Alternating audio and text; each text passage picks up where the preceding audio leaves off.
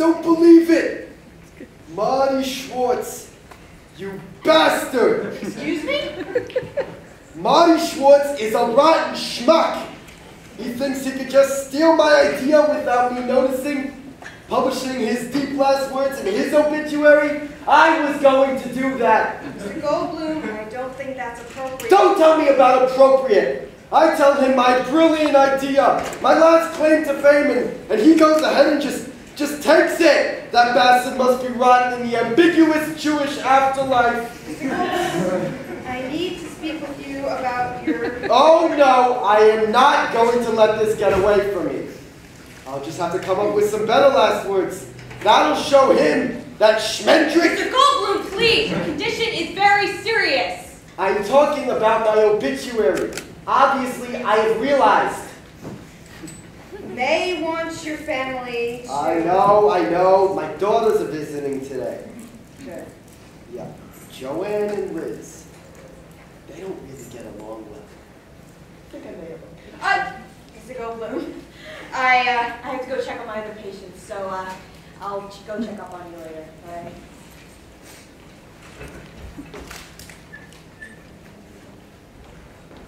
Hello, Dad. Hi. Joanne, darling, tell me what you think of this. Oh, hi, Harvey. Before, I was only as alive as God allowed, but now I breathe by my own volition. Oh, did you write that? Me? No, of course I didn't write that dreck. Those are Marty Schwartz's last words. He published them in his obituary. Thank God, because it should be of my own volition, not by my own volition. And for a second, you had me worried that Liz had finally come to your head with the poetry crap. Jesus, no matter what she says, it's not going to help me come to terms with my inner life, her words. Yes, thank you. She's always assuming that her namby-pamby bullshit fantasies are these universal truths. It's like I can't even say one thing without... All right. Forget I said anything. And where is she anyway? She's already 15 minutes late. That Relax, is so like her. Jesus Christ, I'm the one who's dying here. Daddy, don't say that. Don't say that, it's the truth. And you know what? You should really give your sister a break. There's one thing I've learned in life, it's not to let cultural or political differences Oh, please. You never spoke to Ike Greenblatt again after you found out he voted for Nixon. And cultural differences? Ha! You've never even had an acquaintance that was anything less than 100% New York, constant complaining, bagel-eating, subtly racist Jew. And that's not true. Your mother was from New Jersey. It just gets under my skin, the way she acts like she's worked through all her problems. Please. She uses her zen-out yoga vibes to avoid her problems. She doesn't deal with anything because she just turns off her brain and denies it all. Listen, Joanne, darling, I love your sister. How could I not? She's my precious little daughter, and I mean it from the bottom of my heart when I say that I love you both equally. And wait, let me finish. And that the two of you are truly my everything.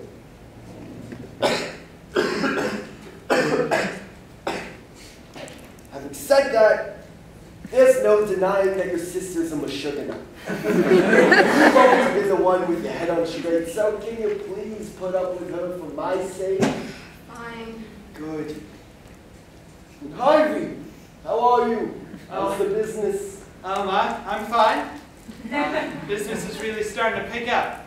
They say we're in a recession, but people seem to need toilet paper. So, That's great.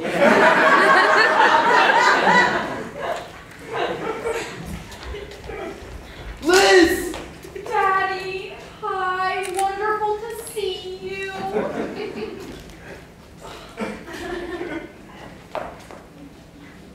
Joanne.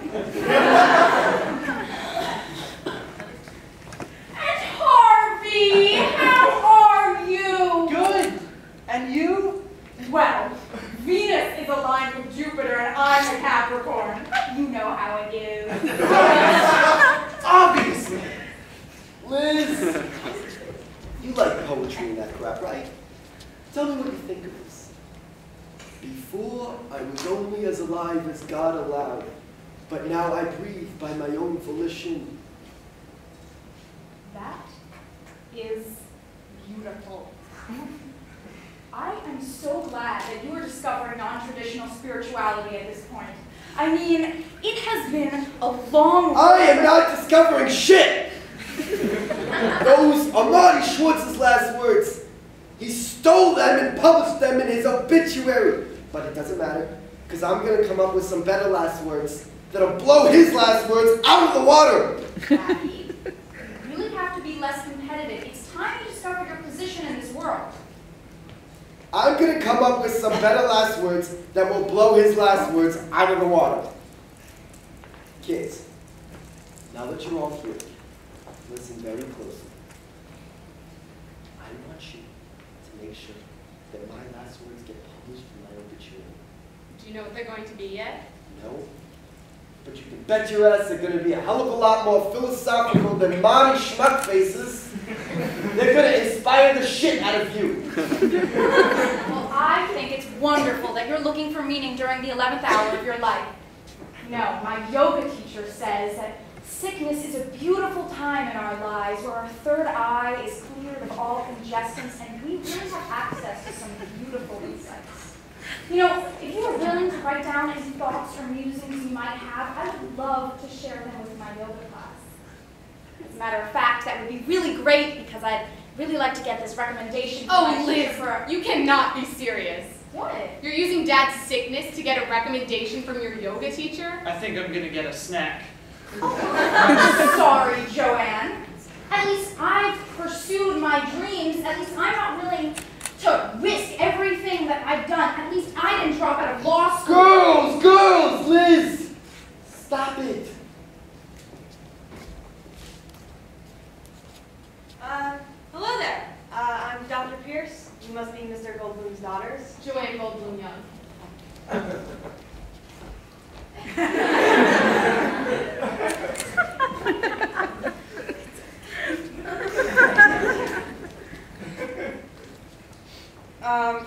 Yes, well, I just came to check on Mr. Goldblum and see how he was doing. All fine. Don't worry about me. Is there anything I can get you, Mr. Goldblum? Well, I haven't had a good prostitute since the war.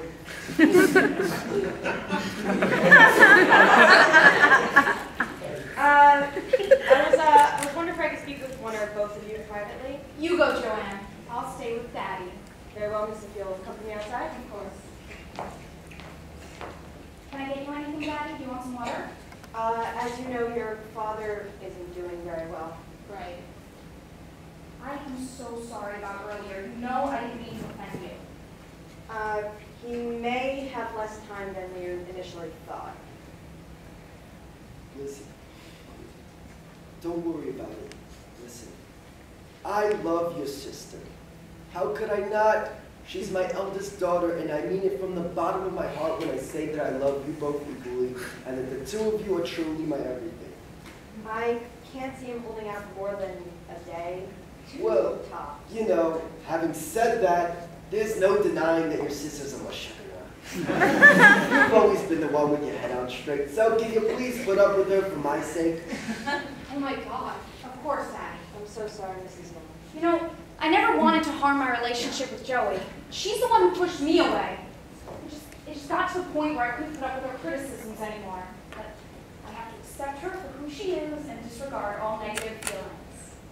If you need any assistance, please don't hesitate to let me know. Our staff is always available, as well as an on-site therapist for all your grievance needs. Thank Yeah. you so much. Well, just shove all those feelings up your ass. It's like a giant shit. Don't let it out till you can reach the toilet. All the information on the card as well as the therapist's number. She's not available Tuesdays or Fridays before 11. Thank you so much. What? I'm a dying man. The only thing left on my bucket list is making dirty jokes. Liz, I need to talk to you. Out here. Oh, jeez. Liz, Dad's gonna die today. What? Are you sure? Of course I'm sure. I was just talking to the doctor. Jesus Christ! What the fuck's so great about Marty Schwartz's last words? Well, I mean, oh my God, should we? There's nothing we can do. Just stay with him, I guess. I mean, I keep trying to think if there's anything I want to tell him before. I mean, obviously that I love him, but I just don't. Yeah. I mean, this just feels so anticlimactic. It's like I've known the man my entire life. I should have some message for him. The soul is a vast ocean, and I am a sailor. Nothing I say will be very good. It will just be something deep sounding I pulled out of my ass. I have created, and I have lost. Therefore, I am one with Adonai. Oh, Jay, I sound like Elizabeth. He isn't willing to reflect on his life. Oh my God, will you cool it with your goddamn yoga class? The I'm not mysteries talking- of the human I mind am are not talking mysterious. about my yoga class. I'm talking about the completion of his spiritual journey. He's not going to spend his last few hours on Earth trying to reflect on the spirituality he obviously doesn't have. Inclusion, inscribing of time, industrial revolution. No wonder Dad agrees with me. Metaphysical philosophy, What do you mean? suffering, Liz, Never mind. Don't worry about creative it. suffering, too late, I'm worrying about it. What did Dad say? the suffering of the imagination compared to the suffering of the soul. He may have intimated that I have my life a little more together than you. Are you serious? Look, I know that it can be upsetting, but you still have so much time to complete your spiritual journey. And I would be willing Oh to my guide God, I am so stupid. you. My imagination is suffering, trying to come up with something meaningful to say. There's no shame in having more to learn. We all do. Shut up, I'm not talking about that. Dad said the same thing to me. He told me I was always the one with my head on straight. But that's exactly what he told me. Liz, don't you see? He was trying to say anything to shut us up. You can't face up to the fact that you're perpetually high on homemade candle wax and your false sense of enlightenment. And I'm a neurotic woman heading towards a life of housewifery who's desperately trying to escape her ever-pending constriction of a lemon-flake sealed coffin. Joanne, how could you say that? This isn't about what I said. Think about what Dad said. That hypocrite. He's only thinking of his own needs. Our dysfunctions are completely his fault, and he's just perpetuating them. How can someone be so narcissistic as to pit two people against each other like that? I do have problems with his inauthenticity. He's always seen us as a single entity, the daughter. He can't see us as distinct individuals. Exactly. Throughout the years, he's always assumed we've wanted the same things. And I have always thought he could have taken more of an interest in our individual passions. Please, he barely knew us as people growing up. Still. Exactly. He can't see us as grown women. He will only see us as his little girls. And that's why he treats us like we're 12 years old. Dad, I have to talk to you. What? What's going on? How dare you? What did I do? I'm a dying man. Daddy, you told Liz she was the one with her head on straight? Oi, Gewalt. We are very hurt by this. More than hurt, we're floored. How could you treat us this way? Wait a second. I'm the Meshuggah. I have no idea how to deal with you two. Trust me, if you met yourselves, you'd feel the same way. See, that's exactly the problem. You see us as girls, daughters, not complex people with complex lives. Even when we were little kids, you refused to see us as distinct individuals. You're just pushing the dysfunction that you created in the first place deeper and deeper in. Listen for one goddamn minute. Do you guys realize that this is the best you've gotten along in 30 years?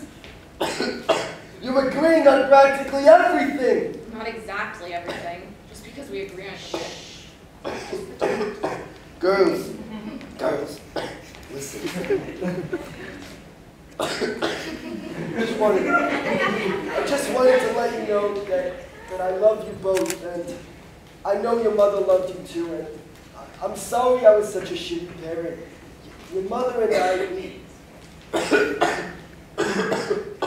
we just didn't know what we were doing, but we loved you, and we wanted you to keep your interests. And girls, I love you. Love you, Dad. We love you. It's okay.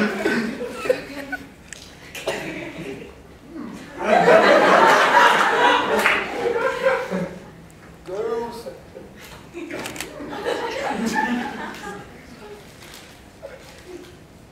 I never liked that schmuck.